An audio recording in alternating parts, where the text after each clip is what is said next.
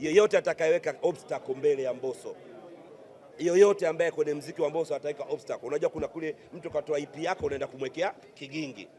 Mtu katoa nyimbo yako unaenda kumwekea kigingi. Yoyote atakayeweka kigingi akimaliza miezi miwili, mimi sio Mwijaku.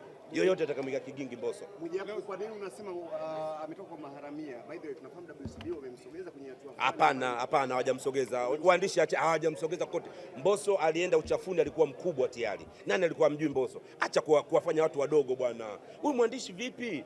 Roja, nyinyi mmetumwa. Mbosso amekwenda uchafuni. Mbosso ni mkubwa, kila mtu alikuwa anamjua katika ya Moto Band. Wewe ungeniambia hivi Mkubwa Fella ndo amemkuza Mbosso, ningekuelewa. Wale wamekuta yaani dhahabu imelimwa, imechimbwa tayari, imeletwa Geita mjini pale. Wewe useme mimi nimeichimba Geita mjini pale sokoni, kwenye maduka inakaa kwenye AC.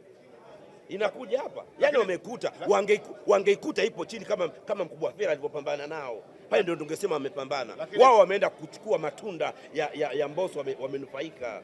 Acha bwana. Lakini kuja kwa Mbosso pamoja kaja na Moto Band, alikuwa kwenye lebo, bado amekwenda kwenye lebo ya WCB, sasa anakwenda kusimama mwenyewe. Umeongea. Unamwona Mbosso wa namna gani? Nikwambie, Mbosso ni mwambino wa 6.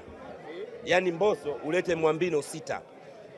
Nafuatilia historia ya uandishi wa nyimbo nyingi za mwambino alikuwa anamshirikisha Mbosso.